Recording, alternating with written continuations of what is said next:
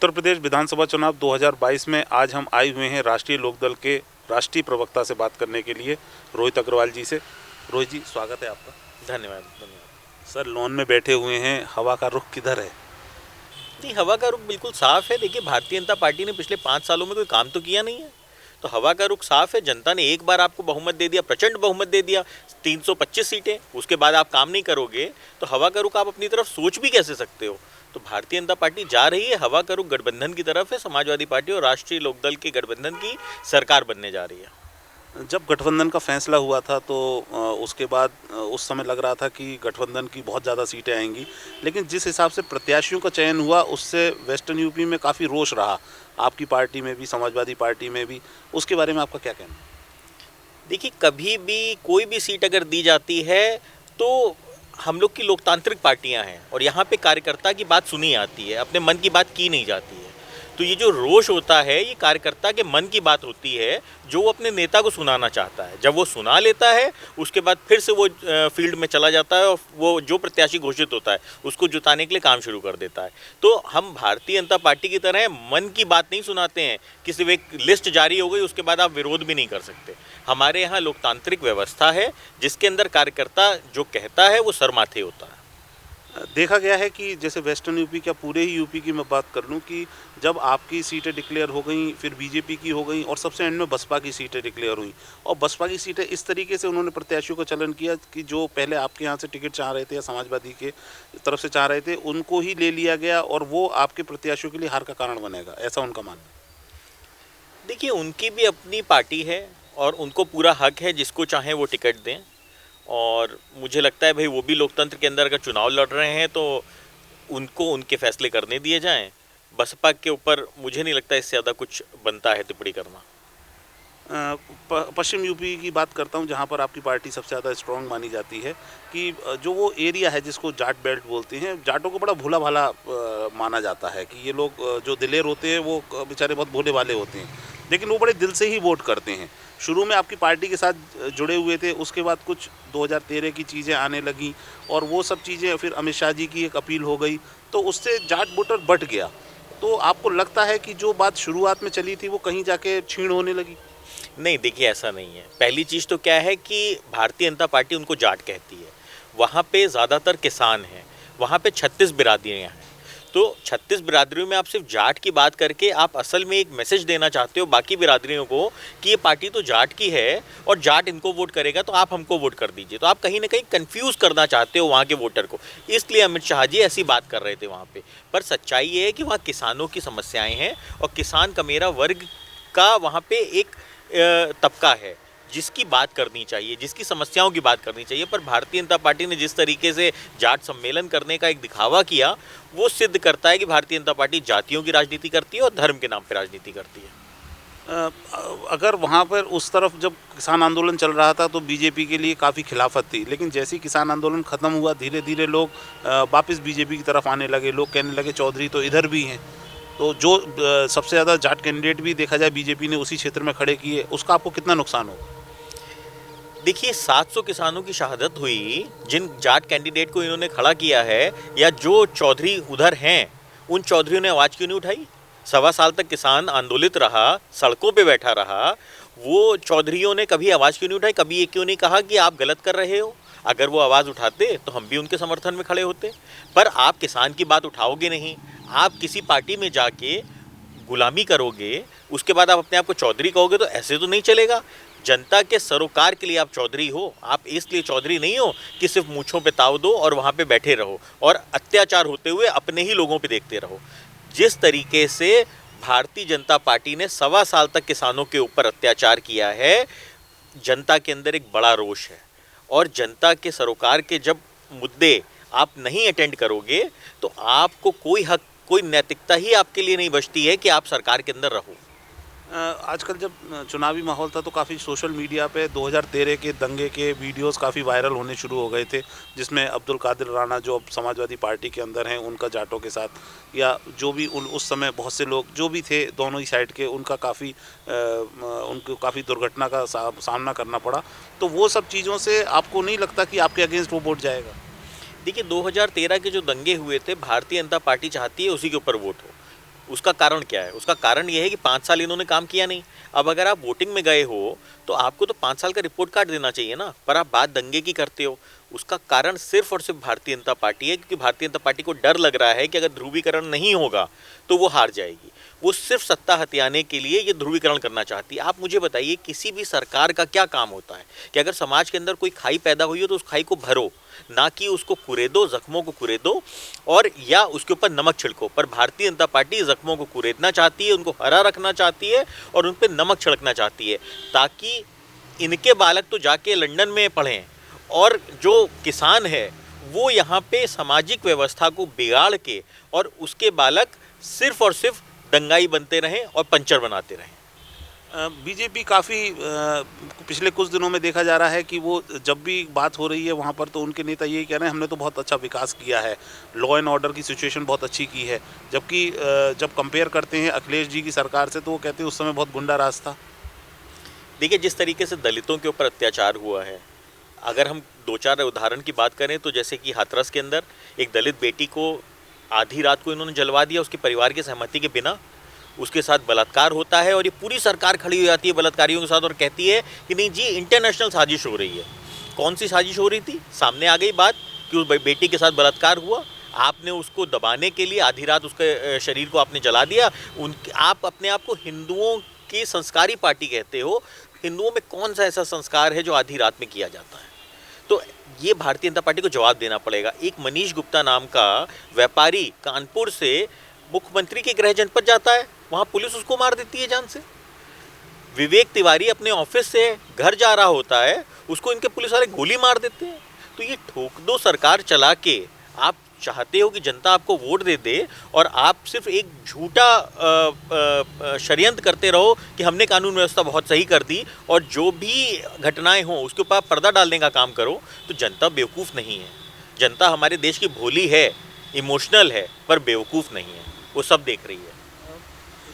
आजकल देखा गया है जो आपके गठबंधन में और भी लोग हैं जैसे ओम प्रकाश राजभर जी की पार्टी और बाकी सब की है, और जिस तरीके से अब कैंडिडेट उनकी सीटों पर, उनकी पर्सनल सीटों पर हैं, वो लोग वहाँ पर घिर गए हैं, प्रचार भी नहीं कर पा रहे हैं, उनको खुद ही पोजीशन उनकी ख़राब होती जा रही है। इस विषय में आप क्या मानेंगे कि बीजेपी की स्ट्रेटेजी आपसे ज़्यादा स्ट्रॉन्ग है? देखिए, पश्चिम उत्तर प्रदेश में जिस तरीके से जनता ने इनके कैंडिडेट्स का विरोध किया था भारतीय जनता पार्टी के, जिस तरीके से गांव में प्रचार करने नहीं जा पाई, सिर्फ शहरों में प्रचार करके निकल जाते थे, हाईवे से निकल जाते थे, ये गांव की तरफ जाते नहीं थे। तो कहीं ना कहीं ये कोशिश कर रहे हैं पूर्वी उत्तर प्रदेश में हमारे एलआई के साथ दुर्व्यवहार करने का, और ये कोशिश कर रहे हैं मैसेज देने का कि साहब यहाँ पे भी वही स्थिति है जो जनता की स्थिति पश्चिम उत्तर प्रदेश में थी, पर सच्चाई ये नहीं है। जनता यहाँ भी इनसे जवाब मांग रही है।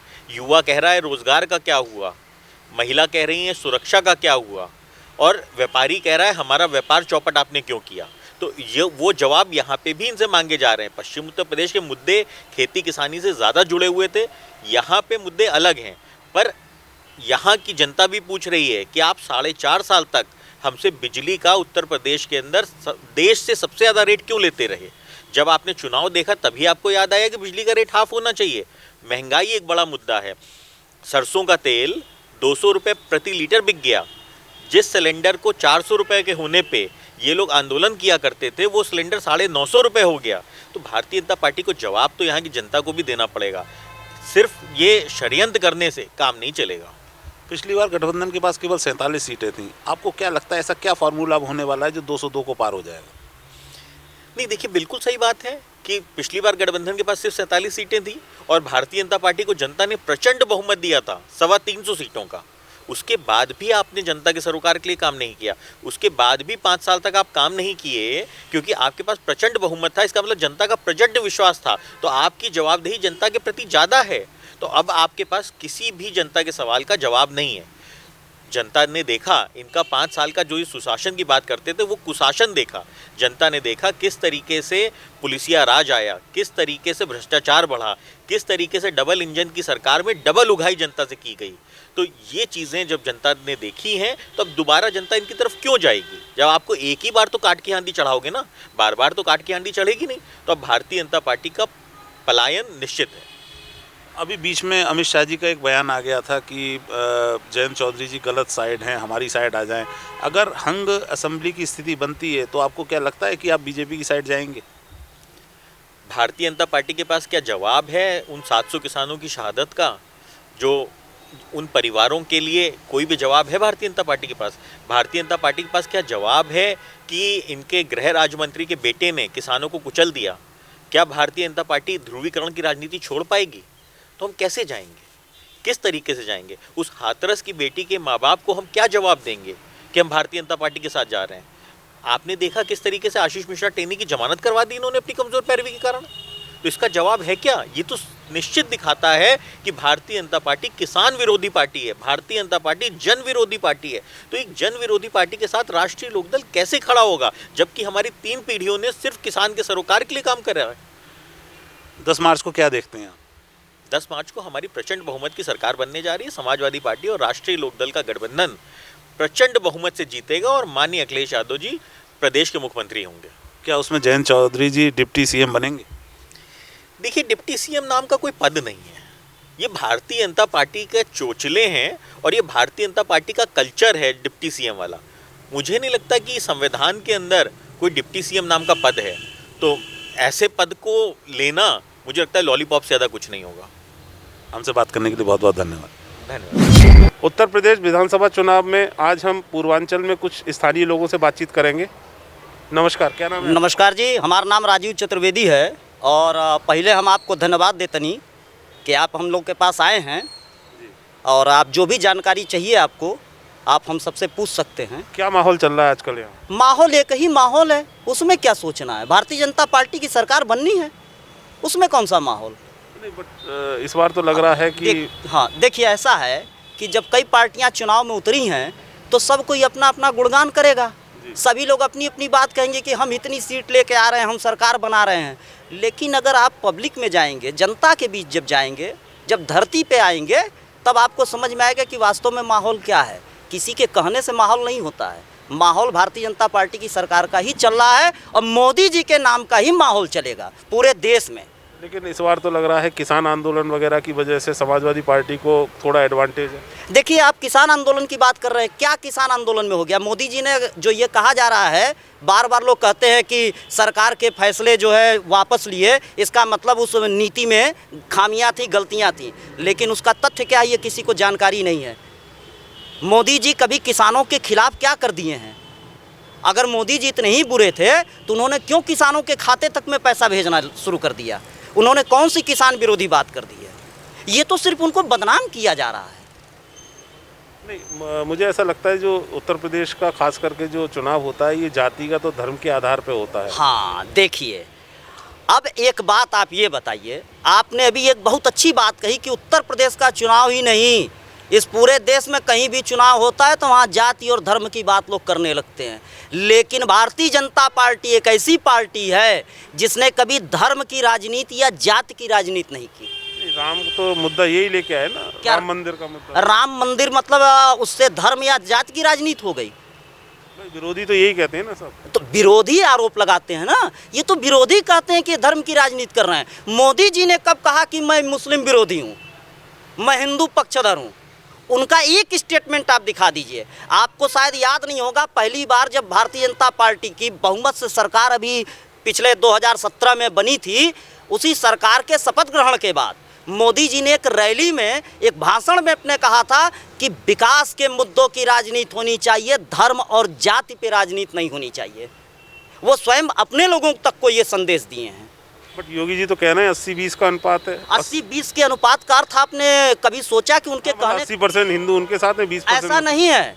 वो 20% जो मुगल विचारधारा वाले हैं वो उनकी बात कर रहे हैं। उन्होंने ये कहा कि 80%, अच्छा इस देश में 80% हिंदू है, मुस्लिम 20% है। हाँ जी।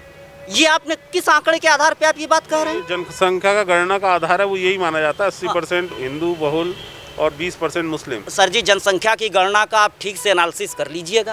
अच्छा, आपको समझ में आ जाएगा कि 20% मुस्लिम है या कितने परसेंट है। आपके हिसाब से कितने परसेंट? हमारे ख्याल में कम से कम नहीं तो 27-28% के आसपास मुस्लिम की आबादी है। उन्होंने 20% क्यों किया? क्योंकि वो मुगल विचारधारा वाले हैं।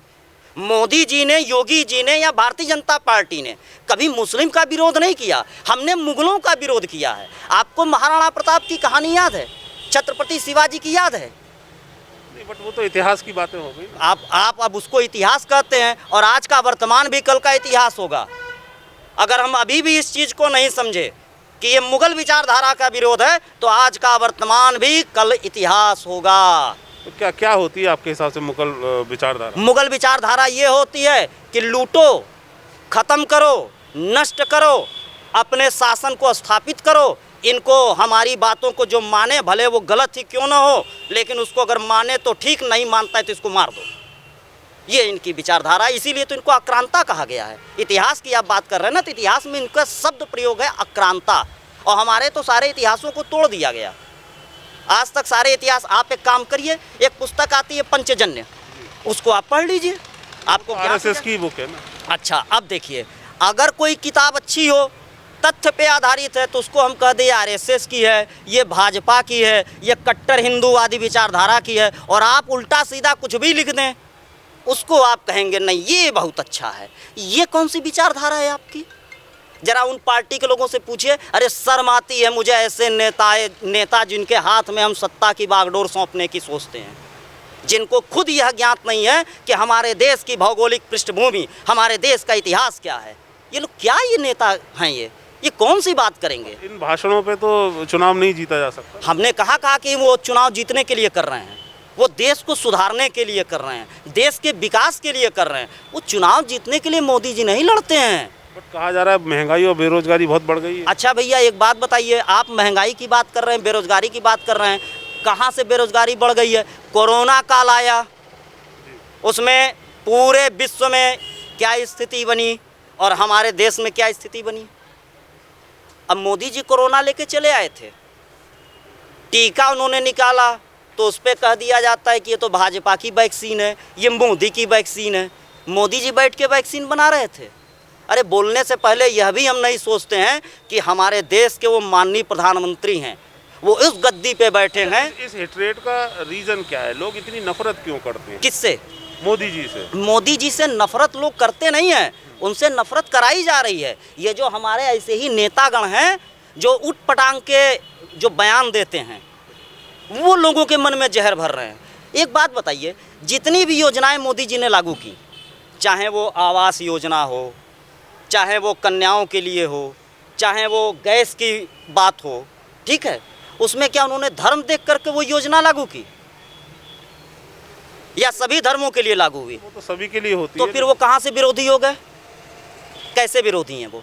आपके विरोधियों को तो यही मानना है कि ये अरे सवर्णों के नेता हैं सिर्फ। असलियत में हिंदू और मुस्लिम की राजनीति वो करते हैं। वो हर समय, उनके पास कोई मुद्दा नहीं है, वो खुद ही चिल्लाते हैं ये हिंदू मुस्लिम की राजनीति कर रहे हैं। वो ये कर रहे हैं राजनीति, वो ये बोलना नहीं बंद करते हैं। बट फिर भी अगर हिंदू समाज के बारे में देखा जाए तो उसमें सवर्ण है, पिछड़ा है, अति पिछड़ा है, दलित है, हाँ, उसमें बंटवारा बहुत सारा है। हाँ, और हर व्यक्ति, जैसे बहुत से नेता हैं, वो किसी न किसी जाति का प्रतिनिधित्व करते हैं। ठीक है। फिर वो अपनी एक पार्टी बना लेते हैं, हाँ, और फिर वो किसी बड़े दल के साथ जुड़ जाते हैं, हाँ, और ये बताते हैं कि मैं इस जाति या धर्म का प्रतिनिधित्व करता हूँ, मुझे इतने % आरक्षण चाहिए या मुझे इतनी सीटें मंत्री पद में चाहिए, और वो जीत जाते हैं, सत्ता में आ जाते हैं। ठीक है। उनका भला किसी का नहीं होता। अब देखिए क्या होता है, आप एक बात समझिएगा। जहाँ तक आपने भी आरक्षण की जैसे बात एक उठाई, उसी में जाति को लेकर के, आरक्षण का क्या मतलब है? तो आरक्षण तो मोदी जी ने भी एक्सटेंड ही किया ना। मोदी जी ने एक्सटेंड तो किया, लेकिन साथ ही साथ उन्होंने एक चीज़ और ले आई, 10% गरीब सवर्ण आरक्षण। शायद इस शब्द को आपने ध्यान नहीं दिया। जब संविधान, तो ऐसा मानना है कि आरक्षण होना ही गरीबी के आधार पे होना हाँ, चाहिए, जाति के आधार पे नहीं होना। आपने सही कहा, लेकिन मोदी जी ने भी नहीं किया ना। नहीं, मोदी जी करेंगे, वो कर सकते हैं, लेकिन अभी उनकी वो स्थिति नहीं है, क्योंकि इस देश में भी जैसे ही इसकी बात करेंगे, यही विरोधी लोग जो आज हिंदू मुस्लिम खुद चिल्लाते हैं और आरोप दूसरे पे लगाते हैं, यही उसको भी मुद्दा बना करके देश में दंगा फसाद करा सकते हैं, देश में विद्रोह करा सकते हैं। कहीं न कहीं उनकी मजबूरी है, और लेकिन हम जनता भी इन मूर्ख नेताओं के पीछे चल रही है, उनकी बात को समझती नहीं है। आप एक बात बताइए, कैसे समझाएंगे? हाँ, हम बता रहे हैं, अब सुनिए। एक बात बताइए, एक कोई व्यक्ति है जो आरक्षण में आता है, जो हमारे संविधान में था, ठीक, पढ़ा लिखा, उसको नौकरी मिल गई, वो आईएएस हो गया। तो क्या अब जो आईएएस हो गया है, जिसको गवर्नमेंट से सैलरी यानी तनख्वाह मिल रही है, क्या वो अपने बच्चे को पढ़ाने में सक्षम नहीं है? तो उसको आरक्षण क्यों दिया जा रहा है? तो जितने लोग आरक्षण का लाभ ले करके और ऊंची जगहों पे पहुंच चुके हैं, वही आज भी आरक्षण का लाभ ले रहे हैं, और वास्तव में जिनको आरक्षण का लाभ मिलना चाहिए उनको नहीं मिल रहा है। तो सबसे पहले तो एक काम करें कि आरक्षण भी जिसको मिलेगा वह अपने पिता का रोजगार क्या है उसको उसमें शुरू कर दे, और जो सक्षम हो वो आरक्षण से बाहर हो जाएगा। इसी बात पे गरीब सवर्ण आरक्षण की बात मोदी जी ने की। उसका फ़ायदा तो हुआ नहीं लोगों को, क्यों नहीं होगा? क्योंकि जो सवर्ण की बात की उसकी आमदनी 10 लाख से कम होनी चाहिए। हाँ, तो क्या ऐसे आप एक हमारे ये पंडित जी हैं, ये पूजन पाठ कराते हैं, क्या इन साल में इनकी 10 लाख की इनकम होती है? नहीं है। तो इनके बच्चे को आरक्षण नहीं मिलेगा, ये गरीब सवर्ण में आएंगे। ऐसे बहुत से गरीब सवर्ण हैं। उन्होंने यही तो संदेश दिया कि गरीब सवर्ण, जो बात मैं भी आपसे कह रहा था कि जो बच्चा आरक्षण में आ रहा है, जो फार्म भरे, उसके पिता की क्या रोजगार करते हैं, उनकी आय क्या है। बट केवल सवर्णों के आधार पे तो बीजेपी गवर्नमेंट नहीं बना सकती। भाई साहब, वो कहाँ सवर्णों की बात कर रहे हैं? उन्होंने, बीजेपी ने, भाजपा ने या मोदी जी ने कभी तो जात या धर्म की बात ही नहीं की। मैं ब्राह्मण हूँ, मैं ब्राह्मण हूँ। ब्राह्मण तो बसपा में भी जाता है। ये कौन बता दिया आपसे? नहीं, 2007 में तो हाँ। बसपा में ब्राह्मणों ने वोट किया था। और वोट किया था, क्यों? क्योंकि उस समय जब ये सतीश मिश्रा जी आए थे ब्राह्मणों अभी के भी नेता बन के। बसपा में। हाँ, लेकिन उनका भी चरित्र स्पष्ट हो गया, अब ब्राह्मण नहीं जाएगा। अरे जागते हुए स्वप्न देखना बंद कर दीजिए, सोते हुए स्वप्न देखना अच्छा लगता है। नहीं, अभी तो ये माना जाता है कि मैं नहीं जाऊंगा। योगी सरकार भी ब्राह्मण विरोधी है। आए? ठीक है, योगी सरकार, हमने क्या कहा? बीजेपी, भारतीय जनता पार्टी जाति या धर्म की राजनीति नहीं करती। अब आप कहिए वो ब्राह्मण विरोधी हैं, कोई आके कह दे अरे वो पिछड़ा वर्ग विरोधी हैं, तो ये तो विरोधियों द्वारा फैलाया गया भ्रम है। अच्छा, क्या ब्राह्मण विरोध कर दिया? 203 सीटें कैसे आएंगी, आप ये समझाओ। 203? आप 203 में क्यों फंसे हैं? इस बार तो सुनना है कि हाँ। सुपड़ा साफ हो जाएगा। कौन कह रहा है? सारे लोग बोलते आ रहे हैं। और वो अपना सुपड़ा बचा लें, दूसरे को क्या कहेंगे? आप 203 की बात कर रहे हैं, बीजेपी का बता रहे सुपड़ा। वो अपना सुपड़ा बचाएं, वो सोचे कि उनका सुपड़ा साफ होने से कैसे बचे, कुछ उनको मिल जाए। इसके पहले विधानसभा और लोकसभा में भी उन्होंने ये स्थिति देखी थी, वो तब भी यही चिल्लाते थे इस बार सुपड़ा साफ हो जाएगा, और किसका साफ हो गया उनको खुद पता है। अच्छा, वैसे आपके हिसाब से यहाँ पे स्थानीय मुद्दे क्या हैं? देखिए, यहाँ पे सिर्फ एक ही मुद्दा है, विकास, सुरक्षा, हमारे घर के महिलाओं की सुरक्षा, बेटियों की सुरक्षा, हमारी खुद की सुरक्षा। लॉ एंड ऑर्डर के लिए तो मैं काफ़ी लोगों से मिल के आया, मुस्लिम तक समुदाय के लोगों हाँ। ने बोला कि लॉ एंड ऑर्डर तो बहुत अच्छा हो गया है। अब देखिए, लेकिन उसके अभी बावजूद आपने भी वो एक शब्द का मैं आपको रोकना चाहूँगा कि मुस्लिम समुदाय के लोगों ने भी कहा कि लॉ एंड ऑर्डर बहुत अच्छा है, ये तो बात सही है। फिर भी उनके दिमाग में ये विरोधी जो, लेकिन उसके बावजूद वो कहते हैं ये डायल 100 तो अखिलेश सरकार के ज़माने में हाँ, है। हमने क्या कहा? ये जो विरोधी हैं, डायल 100 अखिलेश के ज़माने में था, लेकिन डायल 100 कार्य कितना करता था ये नहीं कहेंगे। वो कार्य करना कब शुरू किया? भाई, देश सन 47 में आज़ाद हुआ ना। अच्छा, उन लोगों का ये भी बोलना है कि योगी जी की सरकार बड़ी हिटलर शाही की तरह काम अच्छा, करती क्या है। हिटलर शाही कर दी? आप दंगा करो, आप संपत्ति को नुकसान पहुंचा दो, हम आपसे वसूलें तो हम हिटलर, और आप अगर दंगा करो, हमारे घर में घुस के मार दो, हम कहें भैया जयराम जयराम, भरे भैया। कह रहे हैं डेमोक्रेसी है ना, ऐसे नहीं करना तो चाहिए। डेमोक्रेसी का मतलब होता है कि आप दूसरे के घर में घुस के आग लगा देंगे? ये कौन सी डेमोक्रेसी है? तो उसको कानून के हिसाब से दिया उन्होंने जाएगा। कानून ही के हिसाब से तो किया है। उन्होंने कहा गैर कानूनी ढंग से किया। अगर गैर कानूनी है तो आप कोर्ट बना है, चले जाइए। उसकी विकास दुबे की तो गाड़ी पलट गई, वो कानून है। विकास दुबे की गाड़ी पलट गई मतलब क्या? उन्होंने योगी जी जाके गाड़ी पलटा दिए थे? उनके योगी जी के राज में ही हुआ ना। नहीं, तो अब गाड़ी अगर फिसल गई, पलट गई, ऐसे ही या होता है। डैमेज हो गई, तो उसमें क्या योगी जी करा दिए? हाँ, बिल्कुल सही बात है, लेकिन हाँ। नहीं, लेकिन फिर भी क्या फिर भी बताइए। तो आप समझिए।